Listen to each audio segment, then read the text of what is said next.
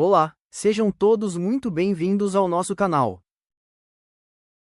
No último vídeo conhecemos a ação católica instituída pelo Papa Pio XI, que contrária às ações católicas que pipocaram pelo mundo, desde o final do século XIX e tinham caráter político, essa foi estritamente católica e estava programada para restaurar a ordem cristã.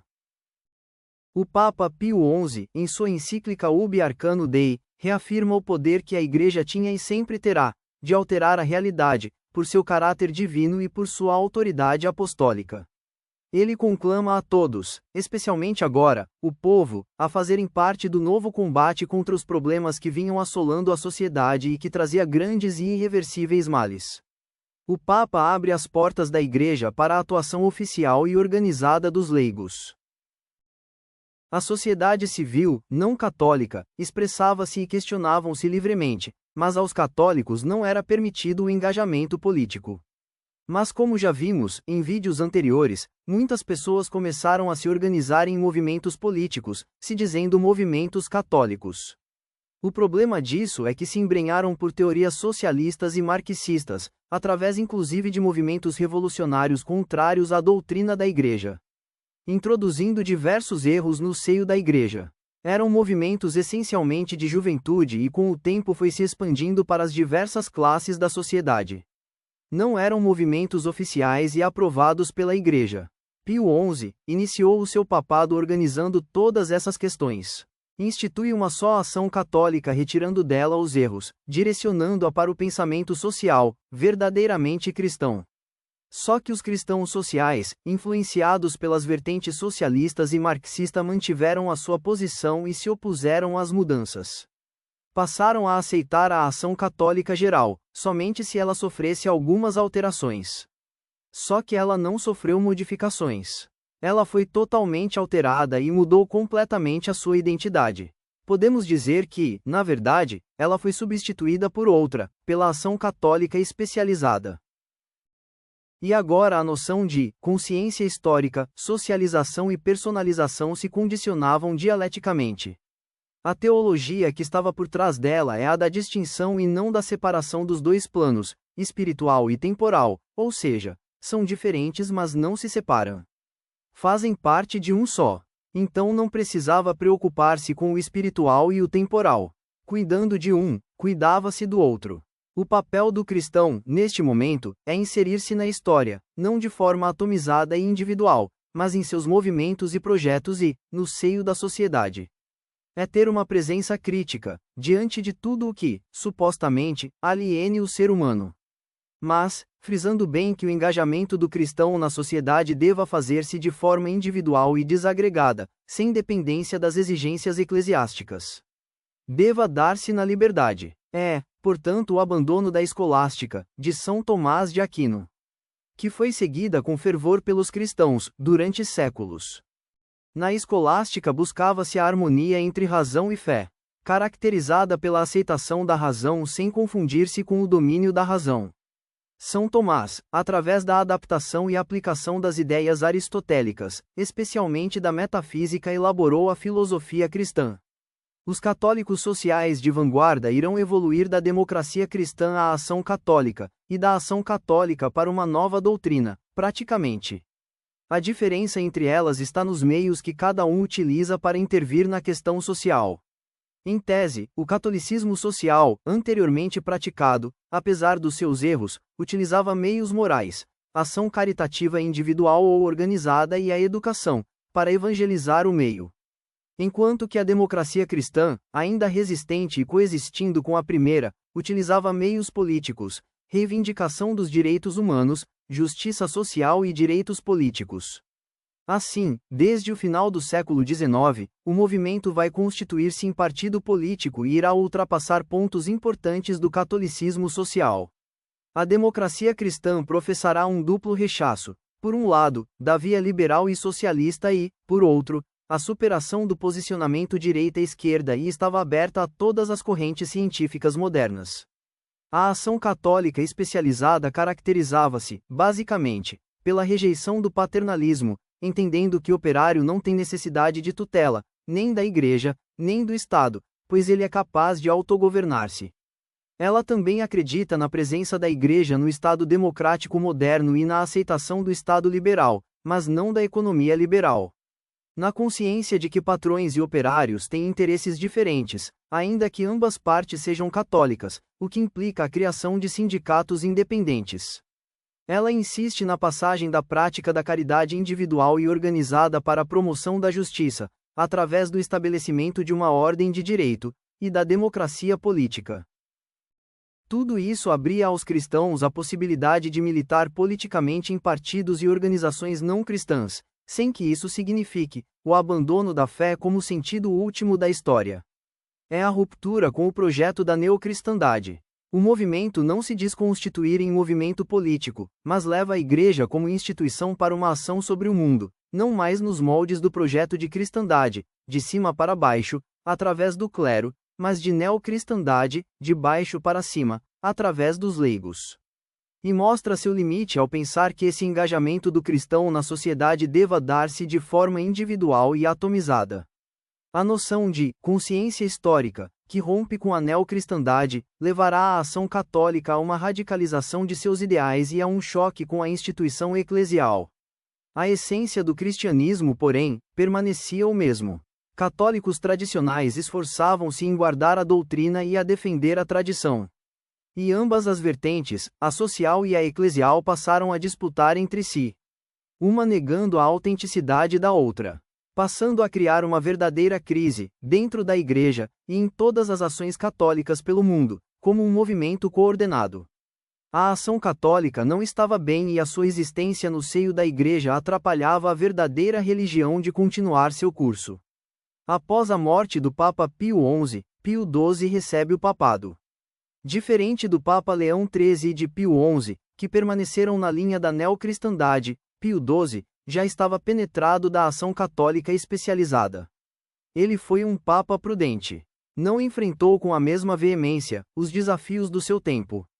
No mesmo ano em que iniciou o seu papado começou também a mais terrível das guerras.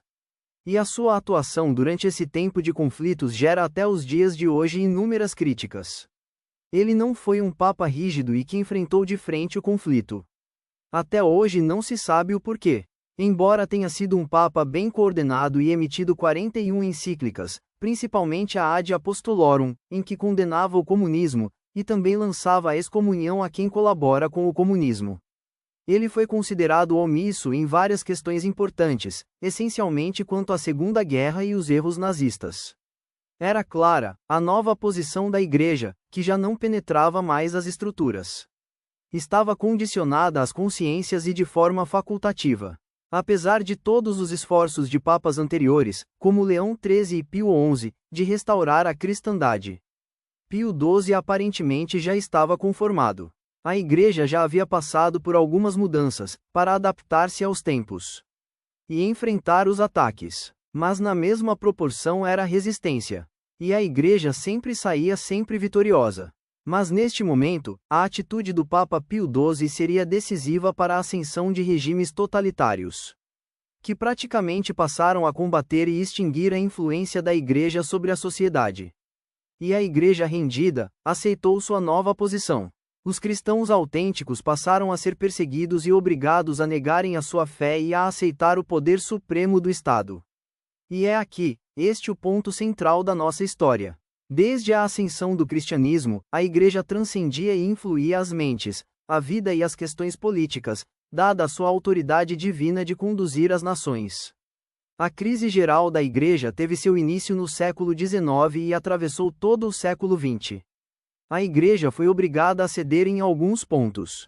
E passou da ação católica desorganizada, para uma autêntica ação católica organizada e essencialmente católica, mas que durou pouco tempo, para transformar-se em um agente político, que não teve também plena aceitação dos fiéis e começou uma grave decadência.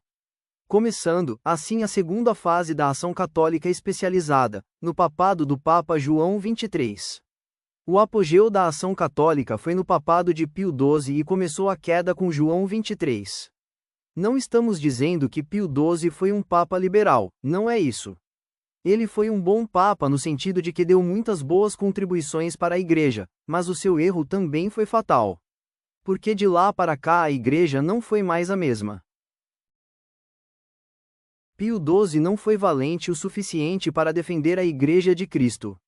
Podemos afirmar, sem medo de errar, o quão difícil e desafiador é ser Papa. E como foram fortes e guerreiros os papas que conseguiram manter a tradição e a união da Igreja através dos séculos. Porque muitas foram as batalhas, inúmeras heresias derrotadas. Não foi fácil para nenhum Papa e não o foi para Pio XII. É preferível acreditar na sua covardia do que acreditar na sua maldade, de ter permitido o que aconteceu. Porque foi um erro fatal. Teorias afirmam que ele era próximo de Hitler, por essa razão não combateu, sequer condenou o nazismo e nem os outros erros da Alemanha, deixou a guerra correr. Ele fez diversas críticas, mas críticas genéricas. Ele evitou pronunciar-se diretamente aos russos. Talvez, como outros afirmam, foi uma omissão estratégica, para evitar um mal maior. Mas qual mal poderia ser maior que este? A Igreja perdeu a sua autoridade, qualquer atitude diferente da que foi tomada, possivelmente não fosse alterar os rumos da história. Mas iria reafirmar a posição da Igreja sobre a verdade e a vida. E gradualmente anularia esses graves erros e crimes. O que se sucedeu foi que nunca mais a Igreja conseguiu retomar o controle. Tudo continuou avançando, não retrocedendo, não regressando, nem nas ideias, nem nas ações.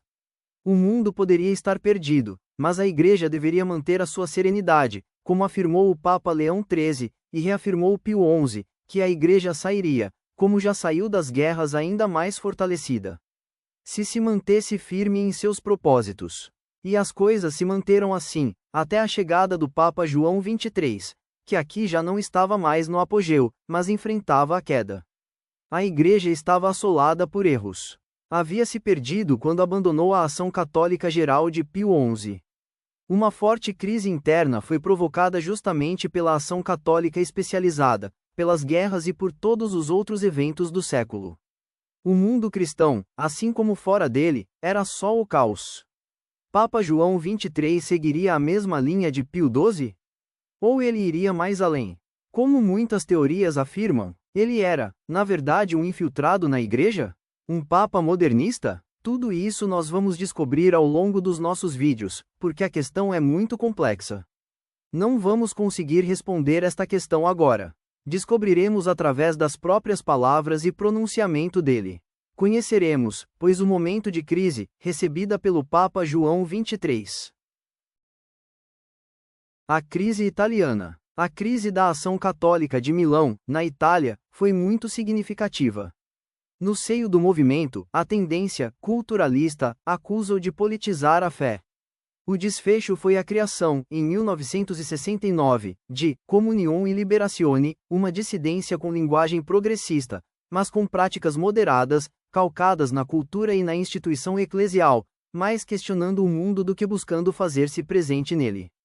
Volta uma espécie de dualismo, que esconde um neo-integrismo, na medida em que centraliza tudo em uma ação conquistadora por parte da Igreja e absorvedora do mundo.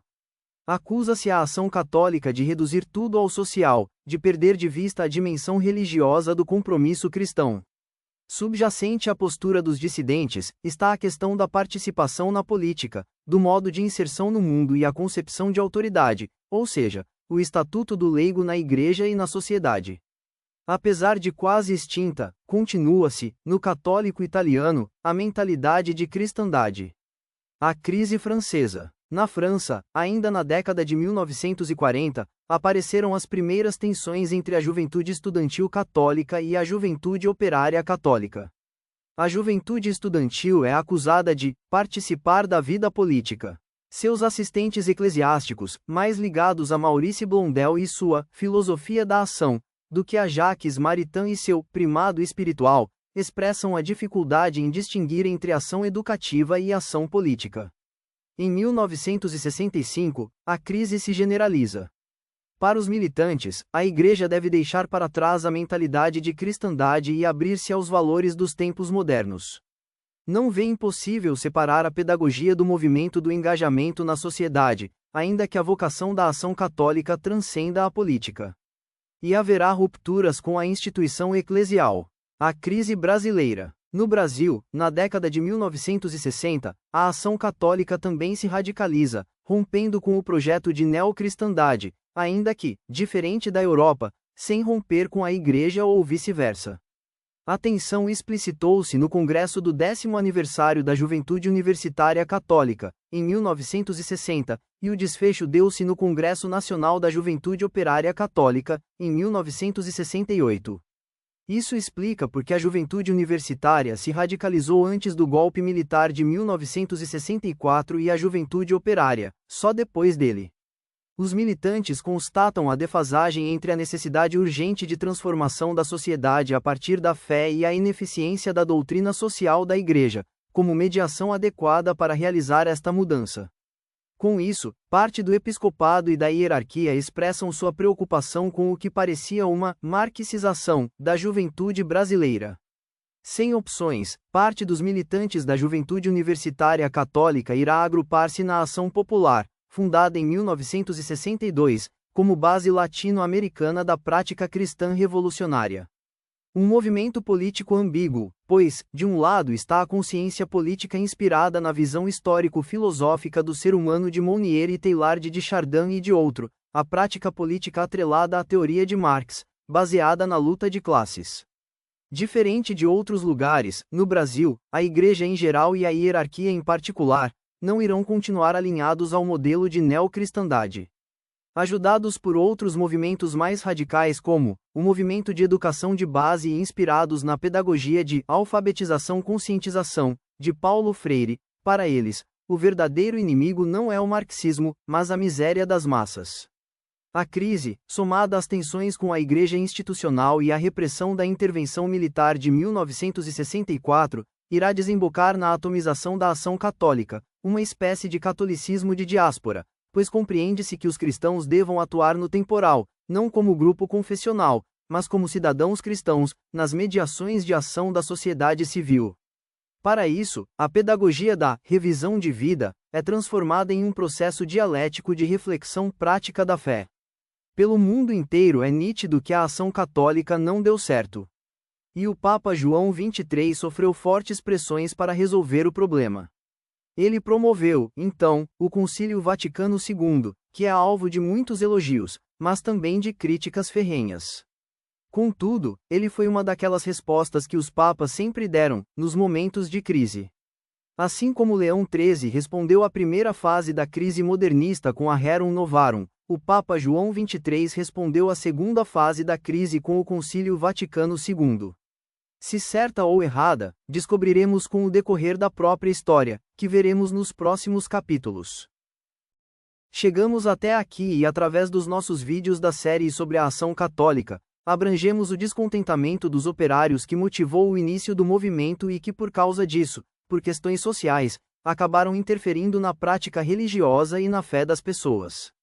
Nós vimos e conhecemos todas as correntes sociais implementadas dentro do catolicismo e todas as condenações a estes movimentos feitas pelos papas, mas que não adiantaram muito, pois os movimentos continuaram avançando no seio da Igreja, até desembocar na segunda fase da crise atual, que iniciou-se no papado Pio XII e chegou no ápice com João XXIII. Se certo ou errado foi feito um concílio, que desastrosamente ajudou a enterrar o restinho de fé que ainda existia.